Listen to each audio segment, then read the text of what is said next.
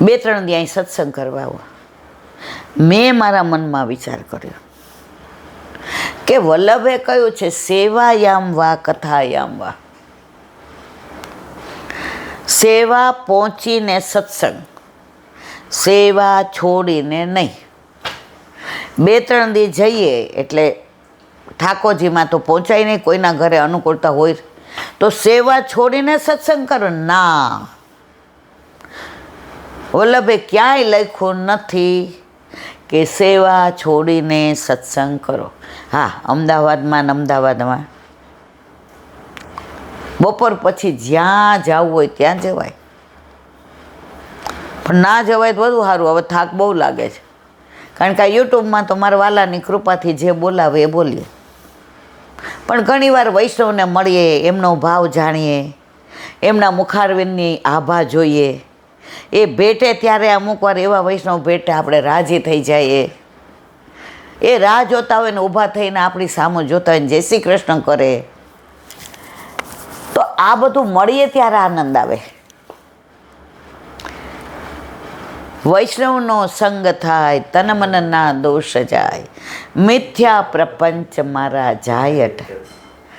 તો સેવા પહોંચી લીધા પછી વૈષ્ણવનો સંગ કરવા જવાય, પણ સેવાના ભોગે સત્સંગ કરાય નહીં.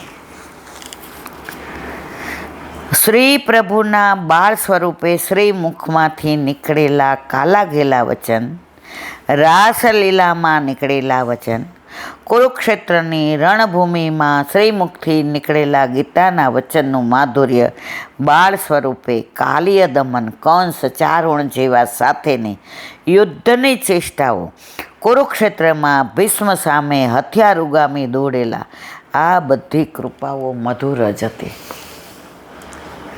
ઠાકોરજી કઈ લીલા મધુર નથી. જ્યાં શબ્દો થંભી જાય ને, ડિક્શનરીમાં પૂરા થઈ જાય ને, ત્યાંથી ઠાકોરજીની લીલા ચાલુ થાય. લૌકિક શબ્દો દ્વારા ઠાકોરજીની લીલાનું વર્ણન થઈ શકે નહીં.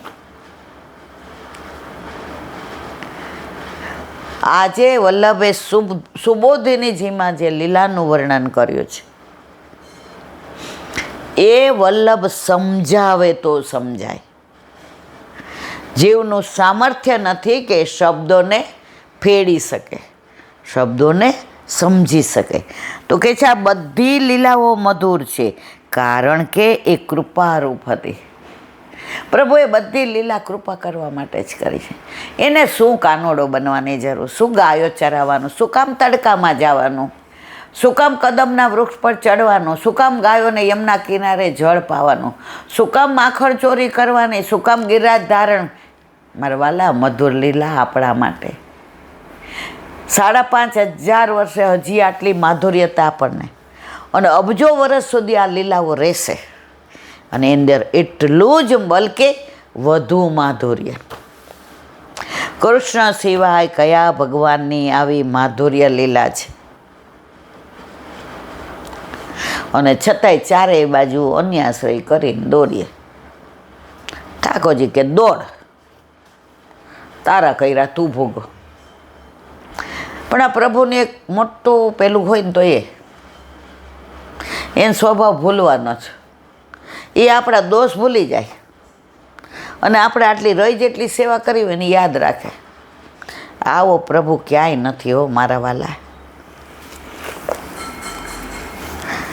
ગોપ બાળકો, ગોપીઓ, ભક્તોથી સદાય શ્રી પ્રભુને એકલા અટુલા કલ્પીને. તમે ક્યાંય ઠાકોરજીને એકલા બેઠા? હા, મથુરા લીલામાં, દ્વારકા લીલામાં ઘણીવાર પ્રભુ એકલા હોય.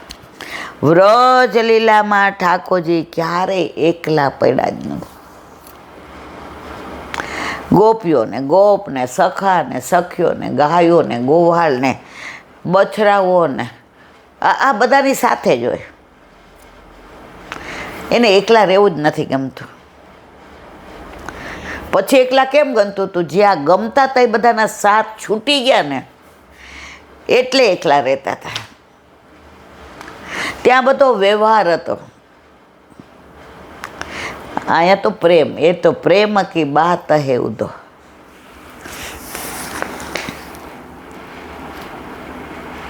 ભક્તની વિટંબણા જાણી પોતાની મેળે ચાલ્યા જાઓ.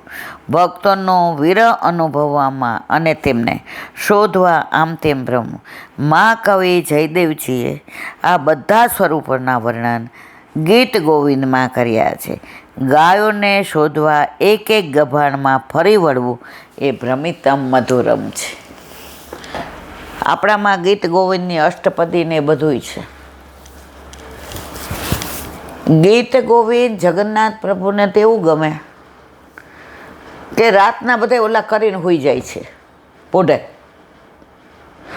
એકવાર સવારે પૂજારીજી આવ્યા ને તો બધા વસ્ત્ર ફાટેલા હતા. એ ક્યાં કેમ આવું? પ્રભુ આ લીલા નું સમજાણે. એ કે પૂજારી કાકા તમારી દીકરી છે ને વનમાં, એ કે જંગલમાં ગીત ગોવિંદ ગાતા ગાતા રીંગણા વીણતી હતી. તો એ ગીત ગોવિંદ મને જયદેવજીનું એટલું ગમે ને હું દોડ્યો ગયો. તો ઓલા રીંગણામાં છે ને કાંટા હોય, તમે રીંગણાને છોડજો ને એમાં કાંટા હોય. તો એ કાંટા મારા ક્યારે વસ્ત્રમાં ભરાઈ ગયા ને ફાટી ગયા મને કાંઈ ખબર નથી. હું એને ગીત ગોવિંદ એવું સરસ ગાતી હતી ને સાંભળવા બેસી ગયા.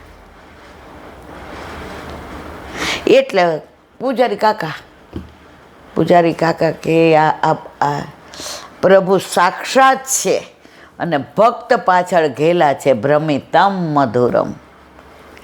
ખરેખર આ આપણા પ્રભુની લીલાઓ છે ને એ આ રૂઆ છે ને, એટલા જન્મ લઈએ ને તો એક રૂઆ જેટલો એના ગુણાનુવાદ ન કરી શકે. તમે આતા ઉકાનું વાંચો ને, આતા ઉકાનું અંદર એટલો રસ ભર્યો છે. અહીંયા આપણે વાંચ્યું નથી. હા, કાઠિયાવાડમાં બને. એટલે હવે આપણે આ એકાદું પુસ્તક પછી આતા ઉકાનું વાંચશું. એની ઘણી ભાષા સમજાય એવી નથી. એ જવાબદારી વલ્લભની, આપણે તો કાંઈ નહીં. દયારામભાઈના ચંદ્રાવલા. કાલે આપણે 34માં ચંદ્રાવલાને વિરામ આપ્યું, આજે 35. રૂપ ગુણ દ્રવ્ય ત્રણ એક કારણ પ્રીત થવાના કહેવાવે. એ ત્રણ વિકાર રહિત સહજ સ્નેહ તે કૃષ્ણને ભાવે. જુઓ, ઘણા રૂપનું અભિમાન હોય, ઘણાને ગુણનું હોય અને ઘણાને પૈસાનું હોય. રૂપ ગુણ દ્રવ્ય ત્રણ એક કારણ પ્રીત થવાના કહેવાવે. પ્રીત ક્યારે? આપણે શું કહે, બહુ રૂપાળો પ્રેમ થઈ ગયો, અને આમાં ગુણ સારા પ્રેમ થઈ ગયો, આની પાસે પૈસો ઘણો છે. અમે ભણતા ને તો અમારે એક કરીણી કરીને છોકરી હતી, કરીણી કરીને. બાપરે, એટલી રૂપાળી, એટલી દેખાવડી ને એના વાળ ને બધું. પછી એનું માગવું આવ્યું ને તો છોકરાને તો તમે જો ઓલા આમ ઓલા ચાઠા ને બધું, પછી આમ દેખાવે તો એટલા આમ. તો ઓલી છોકરીએ તો ના પાડી. તો અમે 3-4 બેન, એમાં હું તો હા ઓછા ચડી આ બધી સમજણ જ. એટલે મેં કીધું એને જોવા આવે એમાં અમને હું કામ બોલાવે, માન નથી આવું, જાઓ તમે. એટલે બધા કે હાલ ને માસીએ કીધું છે. તો અમે પાંચિકા રમતા હતા, ઓલા 5 પથરા હોય ને આમ ઉછાળે. મેં જ ના, માર નથી આવું. એટલે રંજન ક્યાં આવીને વહી જાજે, તને તો કાંઈ બેબી સમજણ જ પડતી નથી. એટલે ગયા. ઓલો છોકરાને અમે તો જોયો એટલે હું તો બહાર આવતી. મને કે કેમ? મેં તો આવા જોવા આવે છે આને. એટલે કરીણી બહાર આવી. એ કે ચસાણી રોવા માંડે. તો એની બા બહાર આવીને મને દબડાવે. મેં કીધું હા, એટલે મને કાં દબડાવે છે? એ કે તું કેમ બહાર આવતી રહી? તો મેં કીધું આવા છોકરા થોડા જોવા, હું પહેલેથી જ આવી. બે ચૂપ. પછી એક વાક્ય બોલ્યા. એ કે રૂપ તો આજે છે ને કાલે નહીં હોય, કરમાયા જ જવાના છે. એનો પૈસો જો, એની ગાડી જો, એના બંગલો જો. એટલે મેં તો આ પૈસો કાયમ રહીએ એમ. એની બા કે એ ધીમે બોલ. એ કે જા તું તારે. પછી ઘરે આવી તો ગોળ લઈને એની બા આવ્યા. ગળું મોઢું મેં કીધું. એ કે નક્કી કરી નાખ્યો. હરો માં. હવે રૂપ પેલીનું કેવું હતું અને આનું દ્રવ્ય. એ ત્રણ વિકાર રહિત સહેજ સ્નેહ તે કૃષ્ણને. કૃષ્ણને રૂપ ગુણ પૈસાથી કોઈ મતલબ નથી. સહજ પ્રીતિ ગોપાલ સો. તમારે ભણવાનું ન હોય કે કૃષ્ણને કેમ પ્રેમ કરવો, કૃષ્ણને કેવી રીતે બોલાવો, કૃષ્ણને અલા ભાઈ પ્રેમ કરવાની કોઈ નેમ જ ન હોય. સહજ પ્રીતિ ગોપાલ. પ્રભુમાં પ્રેમ પરાણે ન થાય, સહજ થઈ જાય. આજે 30 વર્ષ પહેલાં પ્રભુ પધાર્યા ત્યારે મને કાંઈ પ્રેમ નહોતો. મને મારી નોકરીને ક્યારે પૈસા ભેગા કરું ને ક્યારે ઘરનું ઘર થાય ને મારા છોકરાને ભણાવવું ને એ ફોરેન જાય ને એ ડિગ્રી લે ને 4 માણસમાં એમ થાય કે માં આ પ્રભુ પધાર્યા પછી શું એણે મને કાંઈ સમજાવી છે? એ બોલ્યો છે સહજ પ્રીતિ ગોપાલે.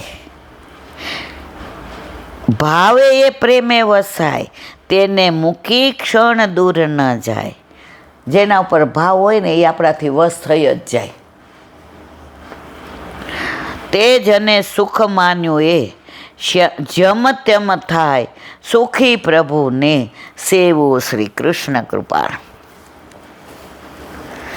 પ્રભુને પ્રેમ સહજ થઈ જાય, એમાં થોથા ઉથલાવવાની જરૂર નહીં.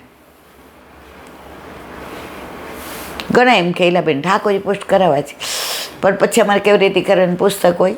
મેં તમારો દીકરો આવવાનો હોય, ડિલિવરી આવે પછી કેમ નવડાવો ને કેમ ખવડાવો ને કેમ હુવડાવો ને એ કે એ તો પછી આવડી જાય ને તો મેં તમારા વાલા આ આવડી જાય. આપણા ઘરે પ્રભુ પધાર્યા મને શું આવડતું હતું? ઠાકોરજી વયા ગયા મૂકીને બધું શીખવાડ્યું. એ જ શીખવાડે છે. આજે બીજા એના છોકરાને એની રીતે પ્રેમ કરતા હોય, હું મારી રીતે પ્રેમ કરું. એક વૈષ્ણવ મંગળામાં લીલો ને સૂકો મેવો ધરે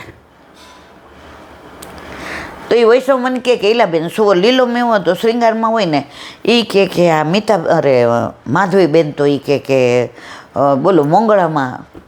મેં કીધું એનો લાલો જ, એનો દીકરો જ, એને હવે લીલો મેવો ભાવતો એમાં તમને વાંધો હું જ? એ કે હું તો નથી ધરતી ભેગ, તમે નથી ધરતા, તમારા ઠાકોરજીને નહીં ભાવતો હોય. પછી ઓલા માધવીબેન કે તમને મારી ફરિયાદ કરતા હતા ને? મેં ના. એ કેલા બેન પુષ્ટ થઈને આવ્યા ને ત્યારના મારા સાસુએ ધરતા હતા. પછી મારા નણંદ છે ને એ કે વિધવા છે તો એ ધરતા હતા. પછી નણંદનું અમે બીજી વાર કર્યું, સારું મળ્યું એ કે, અને સાઉથ આફ્રિકા કે ક્યાંક ગયા એ કે. તો હવે બહાર નથી એટલે એ કે તો એ કે મેં જોયું જ છે 20 વર્ષ. એ કે સવાર મંગળામાં એ કે અમે તમે તમને કોણે ના પાડી? એ કે જે તમે કેમ દર્શન કરાવો છો? એ કે દર્શન નથી કરાવતી, તમે કીધું એક પણ મેં વાત કરી કે અમારા ઠાકોરજીને મેં શું કામ કરી? આમ કરો આમ બે. એ કે હવે ન કરો. મારા પેલા આપણે આપણા વરને કે દીકરાને પ્રેમ કરીએ બહાર વ્યક્ત કરીએ છીએ. આપણે એમ કંઈ નજર લાગી જાય આવી વાત કોઈ ન કરાય. તો તમારા ઠાકોરજી 20 વર્ષથી લીલા મેવાથી એવાયા જ સવારે. મારા વાલા એ તમે જો પ્રગટ કરે રસ ચાય કર્યું ને પ્રગટ, હવે થયો ને સંશય. આપણે કેમ પ્રેમ કરીએ છીએ બહાર વ્યક્ત કરાય નહીં. બોલો વલ્લભા.